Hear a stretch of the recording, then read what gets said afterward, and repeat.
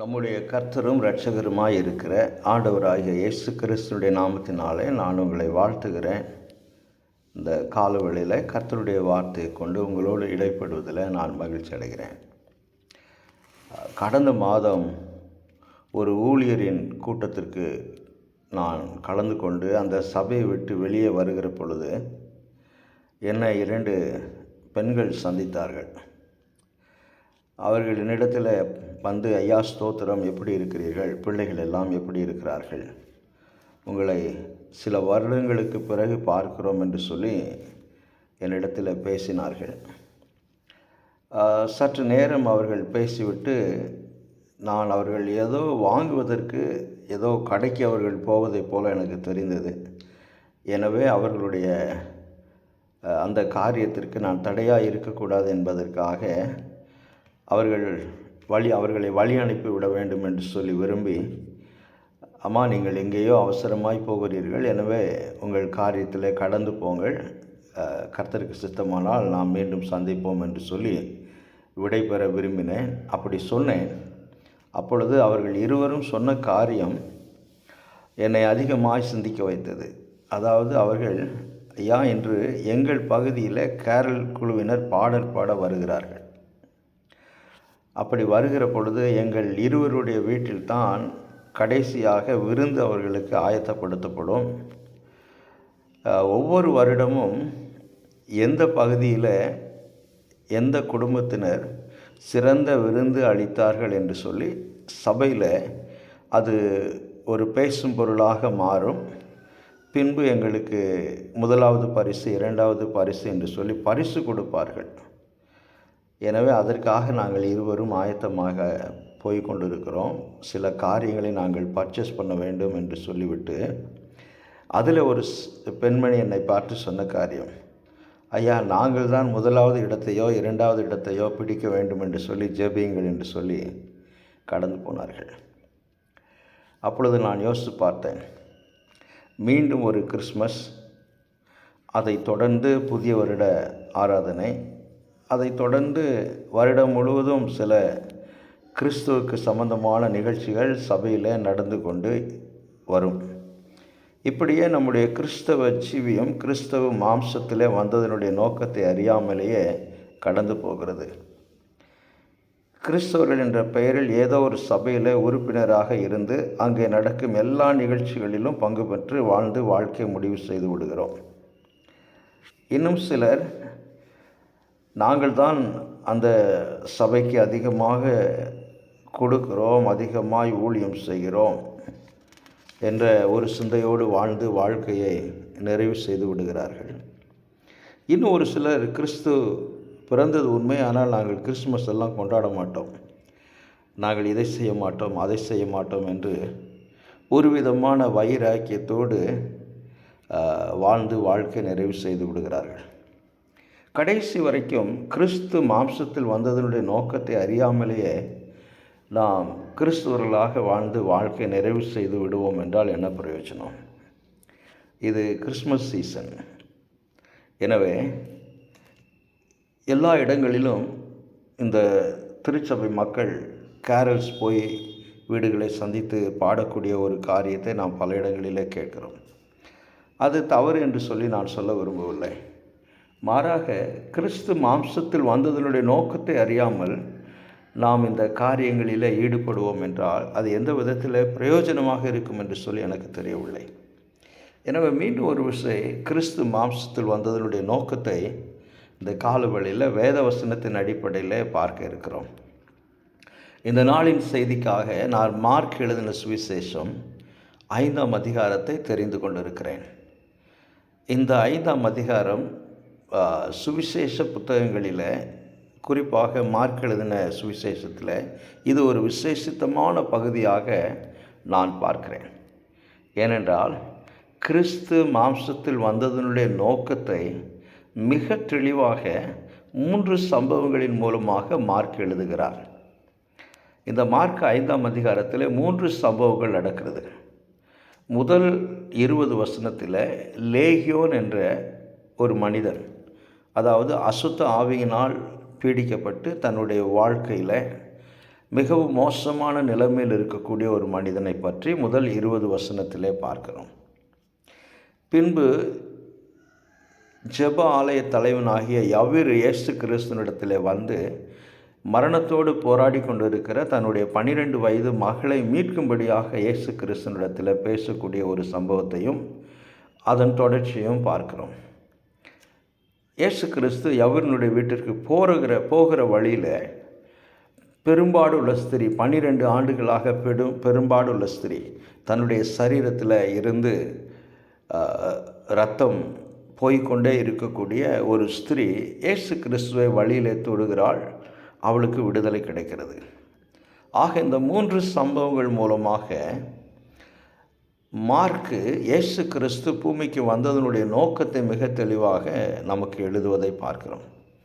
அதாவது ஆண்டவராக இயேசு கிறிஸ்து பூமிக்கு வந்ததனுடைய நோக்கம் என்னவென்றால், மனுக்குலத்திற்கு மீட்பை உண்டாக்க வேண்டும், மனிதன் மீட்கப்பட வேண்டும். அவன் பிசாசுக்கு அடிமையாக இருக்கிறான், பாவத்திற்கு அடிமையாக இருக்கிறான். அந்த அடிமைத்தனத்திலிருந்து மனுக்குலம் மீட்கப்பட வேண்டும். அந்த ஒரு சம்பவத்தை லேகியோனுடைய சம்பவத்திலிருந்து மார்க் எழுதுகிறார். பின்பு மனிதன்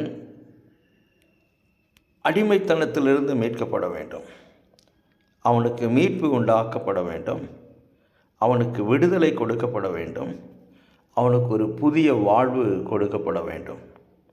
ஸோ லேகியனுடைய வாழ்க்கையில் கர்த்தர் மீட்பை கொடுக்கிறார். யவீரனுடைய மகளுடைய வாழ்க்கையில் மரணத்தின் அடிமைத்தனத்திலிருந்து கர்த்தர் விடுதலை கொடுக்கிறார்.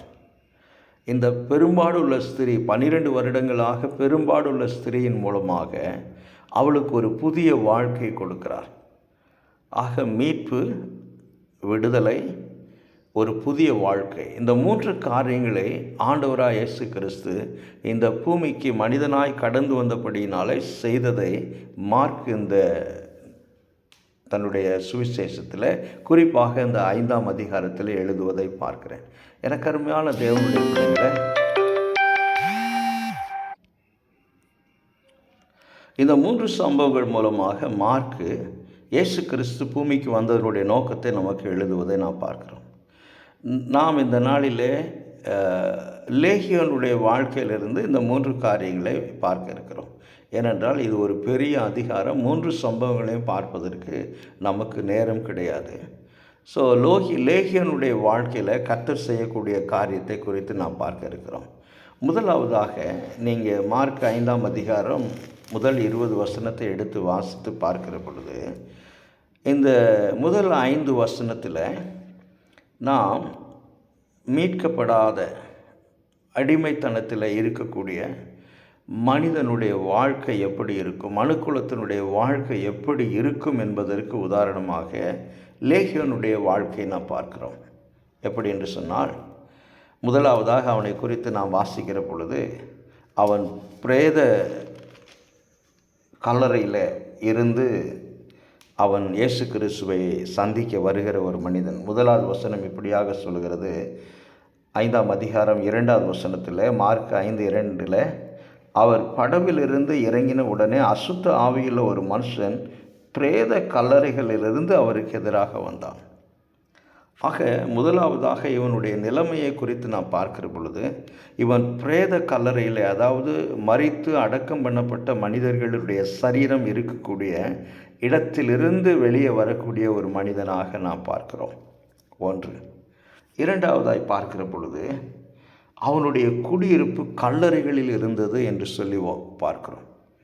இது மிகவும் மோசமான ஒரு பயங்கரமான ஒரு நிலையை நாம் பார்க்கிறோம். பிரேத கல்லறையிலிருந்து வருகிறான், அவனுடைய குடியிருப்பே கல்லறையில் தான் இருக்கிறது என்று சொல்லி நாம் பார்க்கிறோம்.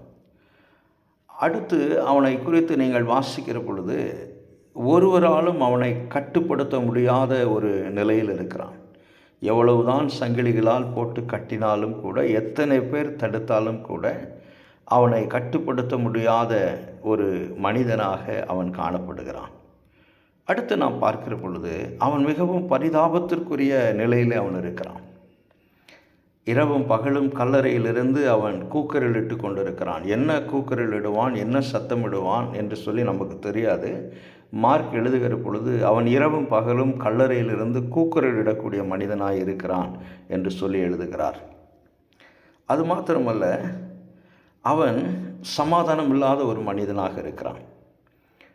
அவன் கல்லறையிலிருந்து ஓடி வருகிறான், வெளியே போகிறான், திரும்ப கல்லறைக்கு வருகிறான். இப்படி கல்லறையிலேயே குடியிருக்கக்கூடிய ஒரு மனிதனாய் அவன் இருக்கிறபடினால நிச்சயமாக அவனுடைய வாழ்க்கையில் சமாதானம் இல்லாமல் இருக்கக்கூடிய ஒரு மனிதனாக நாம் பார்க்கிறோம்.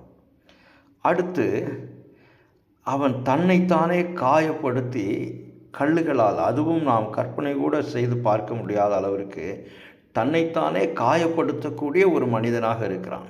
கல்லறையில் இருக்கக்கூடிய பொருள்களை எடுத்து அங்கே இருக்கக்கூடிய ஒருவேளை மரக்கட்டைகளையோ அல்லது உடைந்து போன வேறு ஏதாவது உலோகங்களை எடுத்தோ கல்லை எடுத்தோ தன்னைத்தானே காயப்படுத்தி கொண்டிருக்கிறான். அப்படி என்றால் அவனுடைய சரீரத்திலிருந்து இரத்தம் வடிந்து கொண்டே இருக்க வேண்டும்.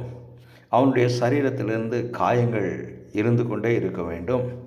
அவனுடைய சரீரத்தில் புண்கள் இருந்து கொண்டே இருக்க வேண்டும். அவனுடைய சரீரத்தில் பலவிதமான துர்நாற்றம் வந்து கொண்டே இருக்க வேண்டும். ஏனென்று சொன்னால் இவனை பராமரிப்பதற்கு, இவனை விசாரிப்பதற்கு, அல்லது இவனுடைய அருகாமையிலே போய் இவனுக்கு ஏதாவது உதவி செய்வதற்கு யாரும் போவதற்கு கூட பயப்படக்கூடும். ஏனென்றால் இவனுடைய தோற்றம் எப்படியாக இருக்கிறது. ஆக இந்த மனுஷனுடைய நிலைமையை குறித்து நான் பார்க்கிற பொழுது இவன் கட்டப்பட்ட மனிதனாக இருக்கிறான், அடிமைத்தனத்தில் இருக்கக்கூடிய மனிதனாக இருக்கிறான், ஒரு பரிதாபத்துக்குரிய ஒரு மனிதனாக இருக்கிறான், சமாதானமில்லாத ஒரு மனிதனாக இருக்கிறான், தனிமையில் இருக்கக்கூடிய மனிதனாக இருக்கிறான், எந்த விதமான மனிதர்களோடு உறவினர்களோடு சமுதாயத்தோடு குடும்பத்தோடு எந்த விதத்திலும் தொடர்பில்லாத ஒரு மனிதனாக அவன் இருக்கிறான். எல்லாவற்றிற்கு மேலாக தன்னையே காயப்படுத்தி தன்னையே அழித்து கொண்டு இருக்கக்கூடிய ஒரு மனிதனாக இவனை நாம் பார்க்கிறோம். இது எதை வெளிப்படுத்துகிறது என்று சொன்னால், மனிதன் பாவத்திற்கு அடிமையாக இருக்கிற பொழுது, மனிதன் பிசாசுக்கு அடிமையாக இருக்கிற பொழுது அவனுடைய நிலைமை எப்படியாக இருக்கும், அவனுடைய சூழ்நிலை எப்படியாக இருக்கும் என்பதற்கு இந்த மனுஷனுடைய வாழ்க்கை ஒரு உதாரணமாக நாம் பார்க்கிறோம். இன்றைக்கு அநேகர் ஒருவேளை சமுதாயத்தில் இந்த லேகியோனை போல வெளிப்படையாக நாம் பார்க்க முடியாது. ஆனால் உள்ளான வாழ்க்கைக்குள்ளாக கடந்து போய் பார்க்கிற பொழுது இப்படி அநேகர் இருப்பதை நாம் பார்க்கிறோம். இந்த ஒரு சூழ்நிலையில் இந்த மனிதன் ஆண்டவராகிய இயேசு கிறிஸ்துவை சந்திக்கிறான். எப்படி சந்திக்கிறான் என்று சொல்லி பார்க்கிற பொழுது, இயேசு கிறிஸ்துவை அவன் 6வது வசனத்திலிருந்து இயேசு கிறிஸ்துவை அவன் சந்திக்கக்கூடிய ஒரு காரியத்தை நாம் பார்க்கிறோம். எப்படி அவன் சந்திக்கிறான், எப்படி இயேசு கிறிஸ்துவிடத்தில் அவன் பேசுகிறான் என்ற காரியத்தை நாம் பார்க்கிற பொழுது 6வது வசனத்தில் இப்படியாக வாசிக்கிறோம். அவன் இயேசுவை தூரத்திலே கண்டபோது, அவன் கல்லறையிலிருந்து வெளியே வருகிறான். இயேசு கிறிஸ்து படவிலிருந்து கீழே இறங்கி அந்த பகுதிக்கு ஊழியம் செய்யும்படியாய் போகிறார். அவன் இயேசுவை தூரத்திலே கண்டபோது ஓடி வந்து அவரை பணிந்து கொண்டு. இந்த வசனம் நம்மை சற்று சிந்திக்க வைக்கிறது. முதல் 5 வசனத்திலே வாசிக்கிற பொழுது அவன் கல்லறையில் இருக்கிறான், கல்லறையிலே குடியிருக்கிறான், அவன் இரவும் பகலும் சத்தமிட்டு கொண்டிருக்கிறான், சங்கிலிகளால் கட்டப்பட்டு இருந்தும் சங்கிலிகளை உடைத்து கொண்டு போகிறான், மேலும் தன்னைத்தானே காயப்படுத்தி கொண்டு இருக்கக்கூடிய மனுஷன். ஆனால் இயேசு கிறிஸ்துவை சந்தித்த உடனே அவரிடத்தில் வருகிறான், அவரிடத்தில் ஓடி வந்து அவரை பணிந்து கொள்கிறான். இது நல்ல புத்தியில் நல்ல நிலைமையில் இருக்கக்கூடியவர்கள் செய்யக்கூடிய காரியம். ஆனால் இந்த மனிதன் செய்யக்கூடிய இந்த காரியத்தை நாம் பார்க்கிற பொழுது ஒரு காரியத்தை நாம் சிந்திக்க வேண்டும். அதாவது இந்த அசுத்த ஆவி இவனை வந்து அலக்களித்து விட்டு இவனை தாறுமாறாக ஆக்கிவிட்டு சற்று நேரம் இவனை விட்டு கடந்து போக வேண்டும் என்று நான் நினைக்கிறேன். ஒரு புறத்தில் அவனுக்குள்ளாக இந்த அசுத்த ஆவி இருக்கிறது, அவனை அலக்களிக்கிறது. அதே நேரத்தில் அவனுக்குள்ளாக கர்த்தர் யார் என்று சொல்லி அறியக்கூடிய அந்த அறிவு இருக்கிறது. கர்த்தரை தேட வேண்டும் என்ற உணர்வு இருக்கிறது. கர்த்தரிடத்தில் வர வேண்டும் என்ற அந்த ஆர்வம் இருக்கிறது. கர்த்தரை சந்திக்க வேண்டும் என்ற ஒரு சிந்தை இருக்கிறது. எனக்கு அருமையான தேவனுடைய பிள்ளைகளை, இது சராசரியாக உலகத்தில் இருக்கக்கூடிய பெரும்பாலான மனிதர்களுடைய வாழ்க்கையாக நான் பார்க்கிறோம். மனிதன் தேவ சாயலில் படைக்கப்பட்டபடியினாலே மனிதனுக்குள்ளாக மனச்சாட்சி என்று ஒன்று இருக்கிறது என்று சொல்லி பவுலடிகளார் ரோமருக்கு எழுதின நிருபத்திலே சொல்கிறார். அந்த மனச்சாட்சி, ஒருவேளை நாம் விழுந்து போனவர்களாக இருந்தாலும், நாம் பாவத்தினால் கட்டப்பட்டவர்களாக, பாவத்தினால் நாம் அடிமைத்தனத்துக்கு உட்பட்டவர்களாக, பாவம் நம்மையே அழித்து கொண்டு இருக்கக்கூடிய ஒரு சூழ்நிலையில் இருந்தாலும் கூட உள்ளான மனிதனுக்குள்ளாக நம் எல்லோருக்குள்ளும் ஒரு ஆர்வம் இருக்கிறது. நம்முடைய உள்ளான மனிதனுக்குள்ளாக எல்லோருக்குள்ளும் ஒரு ஆசை இருக்கிறது, ஆர்வம் இருக்கிறது. நாம் கர்த்தரை அறிய வேண்டும், கர்த்தரிடத்தில் வர வேண்டும், நாம் விடுதலை பெற வேண்டும், நாம் சுதந்திரமாக வாழ வேண்டும், தேவனுக்கு பிரியமாக வாழ்க்கை நடத்த வேண்டும் என்ற எண்ணம் நம்மில் எல்லோருக்கும் இருக்கிறது. ஆனால் இன்னொரு புறத்தில் பிசாசானவன் நம்மை அடிமைப்படுத்துகிறான். பிசாசானவன் நம்மை கட்டி வைக்கிறான். பிசாசானவன் நம்மை அழிக்கிறான். பிசாசானவன் நம்மை தேவனை விட்டு தூரப்படுத்துகிறான். அது அவன் செய்யக்கூடிய ஒரு காரியமாக இங்கே பார்க்கிறோம். ஆக இந்த மனுஷன் இயேசு கிறிஸ்துவிடத்தில் ஓடி வந்து அவரை பணிந்து கொண்டு, அதோடு மாத்திரமுள்ள 7வது வசனத்தில் உன்னதமான தேவனுடைய குமாரனே என்று சொல்கிறான். அப்படி என்று சொன்னால் ஆண்டவராகிய இயேசு கிறிஸ்து தேவனுடைய குமாரன் என்று சொல்லி அறிந்திருக்கக்கூடிய ஒரு மனிதனாகவும் நான் பார்க்கிறேன். ஒருவேளை இவனை கற்பனை செய்து பார்க்கிற பொழுது, ஒரு புறத்திலே அசுத்த ஆவியினால் பீடிக்கப்பட்ட மனுஷன், ஆனால் மற்றொரு புறத்தில் சராசரி மனிதர்களைப் போல ஆண்டவரை விரும்பக்கூடிய மனிதனாக, ஆண்டவரிடத்தில் வந்து பணிந்து கொள்ளக்கூடிய ஒரு மனிதனாக, எல்லாவற்றிற்கு மேலாக தேவன் யார் என்று சொல்லி அறியக்கூடிய அறிவை உடைய மனிதனாக நான் பார்க்கிறோம். அது மாத்திரமல்ல, அவரால் மாத்திரமே அவனுடைய வாழ்க்கையில் விடுதலை கொடுக்க முடியும் என்பதையும் அறிந்திருந்த மனிதனாக நாம் பார்க்கிறோம். இது 2வது பகுதியில் இவனுடைய வாழ்க்கையை நாம் பார்க்கக்கூடிய ஒரு காரியம். முதலாவதாக அவனுடைய பரிதவிக்கக்கூடிய நிலைமை குறித்து பார்க்கிறோம். 2வதாக ஒரு சராசரி மனிதனாக எப்படி நம்மில் எல்லோருக்கும் இருக்கக்கூடிய வாஞ்சை என்னவாக இருக்கிறதோ அதே போல் இவனுக்குள்ளாகவும் அந்த வாஞ்சை இருப்பதை நாம் பார்க்கிறோம். அடுத்து நடக்கக்கூடிய சம்பவம் தான் மிக முக்கியமான சம்பவம். ஆண்டவராய் இயேசு கிறிஸ்து அவனுக்கு விடுதலை கொடுக்கிறார். அவனுக்குள்ளாக இருந்த அசுத்த ஆவி அவனை விட்டு கடந்து போகிறது. அப்படி கடந்து போன பிறகு அவன் எப்படி ஒரு நிலையில் இருக்கிறான் என்பது தான் யோசிக்க வேண்டிய காரியம். இந்த பகுதியில் மார்க் 3 காரியங்களை கொண்டு வருகிறார் என்று சொன்னேன். மீட்பு, விடுதலை, புது வாழ்வு. இங்கே 3 நபர்களையும் குறித்து நாம் பார்க்கிறோம். ஒன்று ஆண்டவராய் இயேசு கிறிஸ்து. அவர் தேவனுடைய குமாரன், தேவனுடைய பிரதிநிதி. 2வதாக லேகியோன், இவன் மனிதனுடைய பிரதிநிதி, இந்த உலகத்தினுடைய மனிதனுடைய பிரதிநிதி. 3வதாக அசுத்த ஆவி, இது சாத்தான். எனக்கு அருமையான தேவனுடைய பிள்ளைகளை, இந்த உலகம் இந்த 3 நபர்களை மையமாக கொண்டு தான் இயங்கி கொண்டிருக்கிறது. முதலாவது தேவன், 2வதாக மனிதன், 3வதாக பிசாசானவன். இந்த 3 நபர்களை மையமாக கொண்டு தான் இந்த உலகம் இயங்கி கொண்டிருக்கிறது. தேவன் யார்? தேவன் என்ன விரும்புகிறார்? மனிதன் சமாதானத்தோடு வாழ வேண்டும். மனிதனை எந்த நோக்கத்திற்காக தேவன் படைத்தாரோ அந்த நோக்கத்தை அவன் அறிந்து கொண்டு வாழ வேண்டும் என்று தேவன் விரும்புகிறார். தேவகுமாரன் மனுக்குலத்திற்கு மீட்பை கொடுக்கும்படியாகவே மாம்சத்தில் வந்தார். தேவன் தம்முடைய ஒரே பேரான குமாரனை விசுவாசிக்கிறவன் எவனோ அவன் கெட்டு போகாமல் அவன் நித்திய ஜீவனை அடையும்படிக்கு அவரை தந்தருளி இவ்வளவாய் உலகத்தை அன்பு கொண்டார் என்று நாம் யோவான் 3:16 வாசிக்கிறோம். மனுக்குலம் மீட்கப்பட வேண்டும். மனிதன் பாவத்திலே விழுந்து போனான். மனுக்குலம் பாவத்திலே விழுந்து போனது, பாவத்திற்கு அடிமையானது, பிசாசுக்கு அடிமையானது, மரணத்திற்கு அடிமையானது, சாபத்திற்குள்ளாக அடிமையானது. அது நிமித்தமாகவே இன்றைக்கு மனித சமுதாயத்தினுடைய வாழ்க்கை ஒரு புறத்திலே பொருளாதார ரீதியாக, விஞ்ஞான ரீதியாக நாம் வளர்ந்து கொண்டே இருந்தாலும் கூட இன்னொரு புறத்தில் தீமைகளும் வன்முறைகளும் அநியாயங்களும் கொலைகளும் பகையும் பலவிதமான காரியங்கள் இன்றைக்கு மனித சமுதாயத்தில் நடந்து கொண்டு இருப்பதை நாம் பார்க்கிறோம். இதன் பின்னணியில் யார் இருக்கிறார் என்று சொல்லி பார்க்கிற பொழுது சாத்தானானவன் இருக்கிறான். என்றைக்கு ஆதாம் ஏவாளும் பாவத்தில் விழுந்து போனார்களோ அன்றைக்கு அவர்கள் அவனுடைய கட்டுப்பாட்டிற்குள்ளாக கடந்து போய்விட்டார்கள்.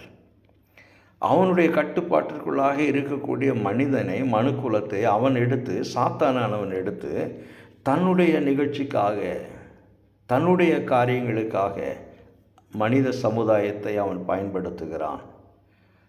நாம் சற்று ஆழமாய் கடந்து போய் இந்த பகுதியை குறித்து யோசித்து பார்ப்போம் என்றால், எப்படி லேகியோன் இந்த பகுதியில் இருக்கிறானோ இதே போல் சாத்தானானவன் மனுக்குலத்தை தன்னுடைய சாதகமாக பயன்படுத்துவதையும் நாம் இந்த பகுதியில் பார்க்கிறோம். எப்படி லேகியோன் தன்னைத்தானே அழித்து கொண்டிருந்தான், அதே போல் இன்றைக்கு மனித சமுதாயம் தன்னை தானே அழித்து கொண்டிருக்கிறது. மற்ற மிருகங்களை பாருங்கள், எந்த மிருகமும் அதனுடைய ஜாதியை அழிப்பது கிடையாது. ஆனால் நாம் தான் வன்முறையினால், கலவரங்களினால், சாதி என்ற பெயரினால், ஏழை பணக்காரன் என்ற பெயரினால், இன்னும் பலவிதமான உயர்வு தாழ்வுகளின் பெயரினால் அதிகாரத்தில் இருக்கக்கூடியவர்கள் தங்களுக்கு கீழே இருக்கக்கூடியவர்களை அடக்கி ஆள முயற்சிக்கிறார்கள். அது பொருளாதார அதிகாரமாக இருந்தாலும் சரி, கல்வி அதிகாரமாக இருந்தாலும் சரி, பதவியினுடைய அதிகாரமாக இருந்தாலும் சரி, இப்படி உயர்ந்த இடத்தில் இருக்கக்கூடியவர்கள் தங்களுக்கு கீழே இருக்கக்கூடியவர்கள் கூட மனிதர்கள் தான் என்று சொல்லி ஒரு சராசரி சிந்தை கூட இல்லாதபடி அடிமைப்படுத்த, கொடுமைப்படுத்த, அழிப்பதற்கு கூட முயற்சி செய்வதை நாம் பார்க்கிறோம். இது லேகியோன் தன்னைத்தானே அழித்து கொண்டிருந்த, காயப்படுத்தி கொண்டிருந்த ஒரு நிலையின் மூலமாக நமக்கு வெளிப்படுத்தப்படுகிறது. ஆக பிசாசானவன், சாத்தானானவன் மனிதனை தன்னுடைய கட்டுப்பாட்டிற்குள்ளாக வைத்திருக்கிறபடினால அவன் எதற்காக படைக்கப்பட்டான், எதற்காக அவனுக்கு தேவ சாயல் கொடுக்கப்பட்டது, எதற்காக மனிதனை தேவன் இந்த பூமியில் அவருடைய சாயலில் படைத்தார், இந்த பூமியிலே மனிதனை எதற்காக வைத்தார் என்பதை அவன் அறிந்து கொள்ளக்கூடாது, புரியக்கூடாது, அதை தெரிந்து கொள்ளக்கூடாது என்பதற்காக அவன் திட்டமிட்டு செயல்படுகிறான். இதைத்தான் பேதுருடிகளார் தன்னுடைய 1வது நிருபத்தில் எழுதுகிற பொழுது, உங்கள் எதிராளியான பிசாசானவன் எவனை வஞ்சிக்கலாமோ என்று சொல்லி அவன் கர்ச்சிக்கிற சிங்கத்தைப் போல வகை தேடி சுற்றித் திரிகிறான். அணுதினமும் அவன் திட்டமிடுகிறான். மனித சமுதாயத்தை அழிப்பதற்கு அவன் அணுதினமும் திட்டமிடுகிறான். இந்த பூமியில் மனிதன் சமாதானமாய் வாழக்கூடாது, சுதந்திரமாய் வாழக்கூடாது, மகிழ்ச்சியாய் வாழக்கூடாது, அவன் விடுதலையோடு வாழக்கூடாது என்பதற்காக அவன் பலவிதமான சூழ்ச்சிகளை செய்து மனித சமுதாயத்தை தன்னுடைய கட்டுப்பாட்டிற்குள்ளாக வைத்து அவன் தனக்கு சாதகமாக பயன்படுத்தி கொண்டிருக்கிறான். இந்த மனிதன் விடுதலை பெற வேண்டும். யாருடைய கரத்திலிருந்து? பிசாசனுடைய கரத்திலிருந்து விடுதலை பெற வேண்டும். அவனுடைய அதிகாரத்திலிருந்து விடுதலை பெற வேண்டும். அவனுடைய ஆதிக்கத்திலிருந்து அவன் விடுதலை பெற வேண்டும். அவனுடைய அடிமைத்தனத்திலிருந்து அவன் விடுதலை பெற வேண்டும், மீட்கப்பட வேண்டும். அவனுக்கு புது வாழ்வு கொடுக்கப்பட வேண்டும். புது வாழ்வு என்று சொன்னால், ஏதேன் தோட்டத்திலே ஆதாமும் ஏவாளும் படைக்கப்பட்ட பொழுது அவர்கள் எவ்வளவு நாட்கள் ஏதேன் தோட்டத்தில் வாழ்ந்தார்கள் என்று சொல்லி நமக்கு தெரியாது. வேத வசனம் நமக்கு தெளிவாக சொல்லப்படவில்லை. ஆனாலும் அவர்கள் படைக்கப்பட்ட நாளில் தேவ சமூகத்தில் மகிழ்ச்சியோடு, சமாதானத்தோடு, விடுதலையோடு ஒரு சந்தோஷமான வாழ்க்கை அவர்கள் வாழ்ந்திருக்க வேண்டும். அந்த வாழ்க்கையை மனுக்குலம், மனித சமுதாயம் மீண்டும் பெற்றுக்கொள்ள வேண்டும் என்பதற்காகவே ஆண்டவராய் இயேசு கிறிஸ்து இந்த பூமிக்கு மாம்சத்திலே மனிதனாய் கடந்து வந்தார். பாவத்தின் சம்பளம் மரணம், இரத்தம் சிந்துதல் இல்லாமல் பாவ மன்னிப்பு இல்லை என்று ஆதியாகமத்திலே தேவனால் நியமிக்கப்பட்ட அந்த கட்டளையை, அந்த பிரமாணத்தை நிறைவேற்றுவதற்காக ஆண்டவராய் இயேசு கிறிஸ்து இந்த பூமிக்கு மாம்சத்தில் வந்தார். அதை இந்த மார்க் 5ஆம் அதிகாரத்தில் இந்த 3 சம்பவத்தின் மூலமாக லேகியோன் அடிமைத்தனத்தில் இருந்தான். யவீரனுடைய பிள்ளை மரணத்தின் அடிமைத்தனத்துக்குள்ளாக கடந்து போனாள். இந்த 12 வருடமாக பெரும்பாலுள்ள ஸ்திரீ, அவளும் ஒரு வேதனையான வாழ்க்கைக்குள்ளாக கடந்து போய் கொண்டிருக்கிறாள்.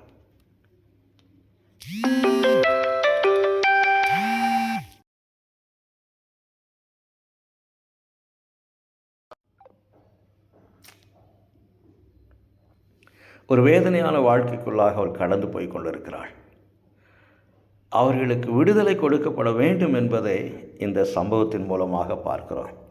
எனக்கு அருமையான தேவனுடைய பிள்ளைகளை, இயேசு கிறிஸ்துவை சந்தித்து அவன் தேவனுடைய குமாரன் என்று சொல்லி அவன் அறிக்கை செய்த பிறகு அவனுடைய வாழ்க்கையில் ஏற்பட்ட மாற்றத்தை குறித்து நான் பார்க்கிறோம்.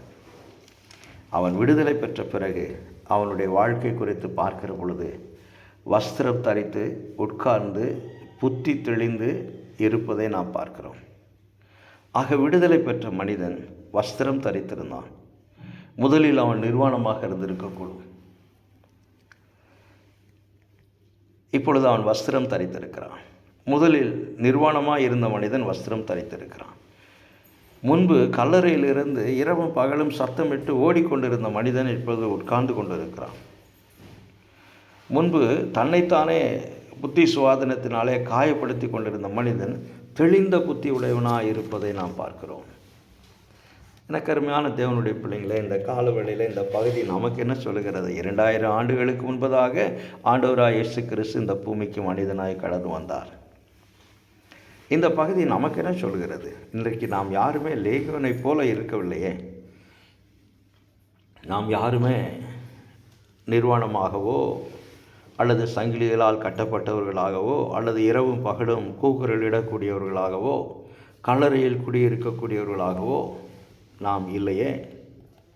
இந்த பகுதி நமக்கு என்ன சொல்ல விரும்புகிறது என்று சொல்லி நாம் பார்க்கிற பொழுது, நம்மில் அநேகர் பாவங்களினால் கட்டப்பட்டு இருக்கிறோம், பலவீனங்களினால் கட்டப்பட்டு இருக்கிறோம்.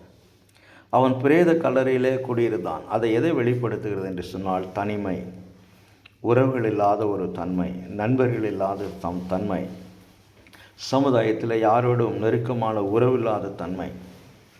இன்றைக்கு அநேகர் தங்களுடைய வாழ்க்கையில் தனிமையில் இருக்கிறார்கள். உறவுகளோடு ஐக்கியம் இல்லாமல் இருக்கிறார்கள். நண்பர்கள் இல்லாமல் இருக்கிறார்கள். உறவினர்கள் இல்லாமல் இருக்கிறார்கள். என்ன காரணம்? பிசாசானுடைய கிரியை.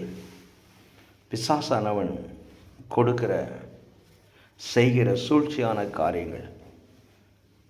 ஒருவேளை இந்த லேகியோன் அசுத்த ஆவியினால் கட்டப்பட்டிருக்கிறான்.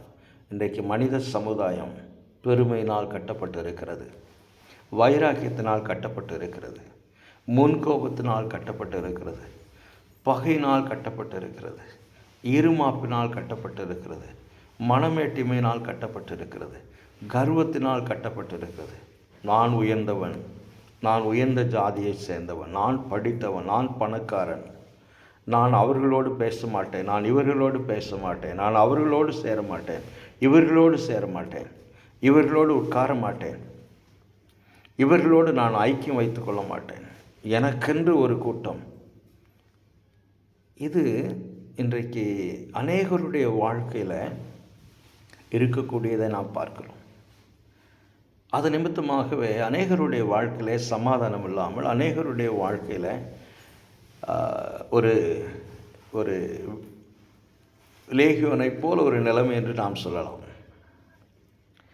இன்றைக்கு ஒரு சிலருடைய வாழ்க்கை யாராலும் கட்டுப்படுத்த முடியாத ஒரு வாழ்க்கை. எப்படி லேகியோன் ஒருவராலும் கட்டுப்படுத்த முடியாதவனாக இருந்தானோ, அதே போல் இன்று நம்மில் அநேகர் ஒருவராலும் கட்டுப்படுத்த முடியாதவர்களாக இருக்கிறோம்.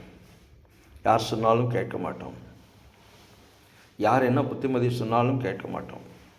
அது வேத வசனத்தின் அடிப்படையில் இருந்தாலும் கூட கேட்க மாட்டோம். ஆனால் லேகியோனைப் போல நாம் கல்லறையில் குடியிருக்கவில்லை. இதன் நிமித்தமாக உறவுகளை காயப்படுத்துகிறோம். அவன் தன்னைத்தானே காயப்படுத்துகிறான். இன்றைக்கு உறவுகளை காயப்படுத்துகிறோம். குடும்பத்தில் இருக்கக்கூடிய மற்ற நபர்களை காயப்படுத்துகிறோம். உடன் பிறந்தவர்களை காயப்படுத்துகிறோம். இரத்த சம்பந்தப்பட்டவர்களை நாம் காயப்படுத்தி கொண்டே இருக்கிறோம். எனக்கு அருமையான தேவனுடைய பிள்ளைகளே, நாம் பாவங்களினால் பலவீனங்களால் கட்டப்பட்டு இருக்கும் வரை சமாதானம் இல்லாமல், பிரயோஜனம் இல்லாமல் தனிமையிலே இருப்போம். கிறிஸ்து நம்மை மீட்கும்படியாக மாம்சத்தில் வந்தார். கிறிஸ்து நமக்கு விடுதலை கொடுக்கும்படியாக மாம்சத்தில் வந்தார். கிறிஸ்து நமக்கு புதிய வாழ்வை கொடுக்கும்படியாக நமக்கு அவர் மாம்சத்தில் வந்தார். நாம் என்ன செய்ய வேண்டும்? இந்த பகுதி நமக்கு சொல்லக்கூடிய காரியம், ஆவியானவருடைய ஒத்தாசையோடு நம்மில் எத்தனை பேர் லேகியோனைப் போல் இருக்கிறோம்? பிடிவாதம், முரட்டாட்டம், மனமேட்டிமை, பெருமை, இருமாப்பு போன்ற காரியங்களில் எத்தனை பேர் நாம் லேகியோனைப் போல கட்டப்பட்டு இருக்கிறோம்? இந்த கால வேளையில் யோசித்து பார்க்க வேண்டும். ஒருவேளை அப்படி இருப்போம் என்றால், சமாதானம் இல்லாமல் இருப்போம் என்றால், வெளித்தோற்றத்திலே பார்ப்பதற்கு நன்றாக இருந்தோம், உள்ளான வாழ்க்கையிலே பரிதவிக்கக்கூடிய ஒரு நிலைமையில் இருப்போம் என்றால் 3 காரியத்தை நாம் செய்ய வேண்டும். லேகியோன் செய்த காரியம், அவன் கர்த்தருடைய சமூகத்துக்கு வந்தான். நாமும் கர்த்தருடைய சமூகத்துக்கு வர வேண்டும். இரண்டாவதாக, உன்னதமான தேவனுடைய குமாரனே என்று சொல்லி அறிக்கை செய்தான். இது கிறிஸ்து மாம்சத்தில் வந்ததனுடைய நோக்கத்தை அடையாளம் காண்பிக்கக்கூடிய காரியம். வீணாக அர்த்தம் புரியாமல் நாம் கிறிஸ்மஸ் கொண்டாடுவதை காட்டிலும் கிறிஸ்து மாம்சத்திலே வந்ததனுடைய நோக்கத்தை, உன்னதமான தேவனுடைய குமாரன் மாம்சத்தில் வந்ததனுடைய நோக்கத்தை நாம் அறிந்து கொள்ள வேண்டும். மூன்றாவதாக, தேவன் நமக்கு புதிய வாழ்வை கொடுப்பதற்கு அவர் ஆயத்தமாக இருக்கிறார். அவர் கொடுக்கிற அந்த புதிய வாழ்வை நாம் பெற்றுக்கொண்டு நாமும் சமாதானமாய் வாழ்வோம். மற்றவர்களையும் நம்முடைய வாழ்க்கையில் சமாதானமாய் வைத்துக்கொள்வோம். சமாதானத்தின் பாதையில் மற்றவர்களை நாம் நடத்துவோம். கர்த்தர் இந்த வார்த்தை கொண்டு, வசனத்தை கொண்டு நம்மோடு பேசுவாராக, நம்மை ஆசீர்வதிப்பாராக. தொடர்ந்து கிறிஸ்து மாம்சத்தில் வந்ததனுடைய நோக்கத்தை நாம் சிந்திக்க இருக்கிறோம். தொடர்ந்து ஜெபித்துக் கொள்ளுங்கள். ஆமென். இயேசுநாதனுக்கு ஜெயமங்கலம், ஆதிதிரியேகநாதனுக்கு சுபமங்கலம். இயேசுநாதனுக்கு ஜெயமங்கலம், ஆதிதிரியேகநாதனுக்கு சுபமங்கலம். பாரேறு நீதனுக்கு பரம பொற்பாதனுக்கு, பாரேறு நீதனுக்கு பரம பொற்பாதனுக்கு, நேரேறு போதனுக்கு நித்திய சங்கீதனுக்கு, நேரேறு போதனுக்கு நித்திய சங்கீதனுக்கு, இயேசுநாதனுக்கு ஜெயமங்கலம், ஆதிதிரியேகநாதனுக்கு சுபமங்கலம்.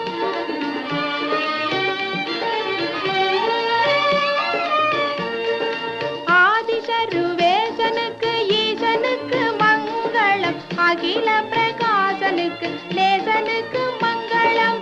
ஆதிசருவேசனுக்கு ஈசனுக்கு மங்களம், அகில பிரகாசனுக்கு நேசனுக்கு மங்களம்.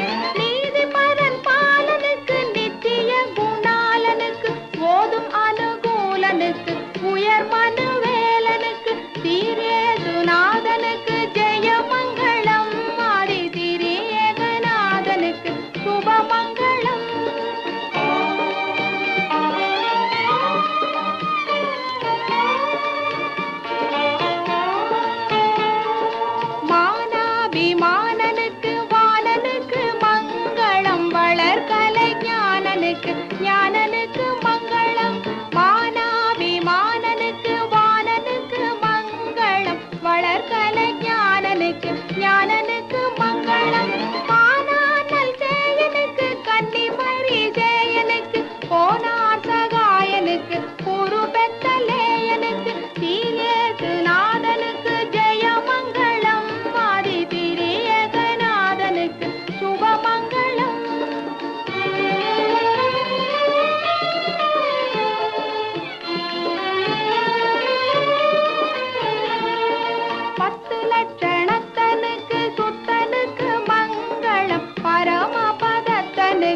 நித்தனுக்கு மங்களம்.